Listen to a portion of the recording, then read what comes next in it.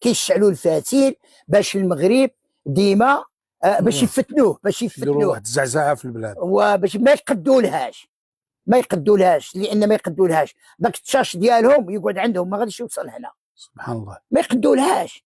يعني اشنو بغيت مع هذا يعني غير يرحموا الناس تاعهم في الحقيقه، يرحموا الساكنه، يوفروا لها المأكولات. اييه دابا هذا التوتر مع المغرب ما غاديش يربحوا فيه. يربحوا الا خدموا بلادهم، الا خدموا الاوطان ديالهم. خدموا بلادكم، السدود، البراجات، الاراضي الخصبه، الفلاحه، الزراعه، التربيه الصناعه، التجاره، خدموا الصناعه وخدموا التجاره. الله يجعلكم توصلوا كاع للمستوى نتاع الصين الشعبيه ولا المستوى ديال روسيا ولا المستوى ديال الجابون. ما نحسدوهمش. يعني كما قال الرسول صلى الله عليه وسلم: اذا مات المؤمنون انقطع عمله الا عن ثلاث: صدقه جاريه او علم ينتفع به ولد صالح يدعو له. يعني العلم النافع خدموا، قراوا العلم، جيبوا العلماء، جيبوا المهندسين من برا، جيبوا وخدموا. ونساو المغرب عليكم، ونساو المغرب كما الامارات العربيه المتحده. شو المستوى اللي وصلتوا الامارات العربيه المتحده؟ وراه دخلوا معها في حرب حتى هي مؤخرا، معها في حرب عوده، حرب كلامي.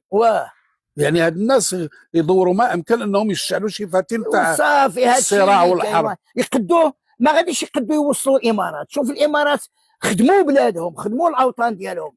بانت الامارات دوله عظمى دابا في الشرق الاوسط، وناس طيبين، ناس مزيانين. يعني باش يديروا بحال الامارات جايين عند المغرب كيكحزوا عند المغرب. فهمت ولا؟ يعني بحال اللي انت هاني وانا نغزك. ما ناجحينش في هذا كي سميتو.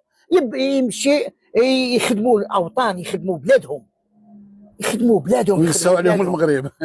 وينساو عليهم المغرب. المغرب قادر بصلاحه يعملوا شراكه مع دول اوروبيه، يعملوا شراكه مع دول خارجيه، الصادرات، الواردات، الفلاحه لحقوا طريقه، والسياحه لحقوا طريقه، والتجاره لحقوا طريقه. فهمت ولا؟ باش يوصلوا ويحيدوا الجوع من بلادهم، يحيدوا التهميش، يحيدوا الاقصاء، ويقريوا.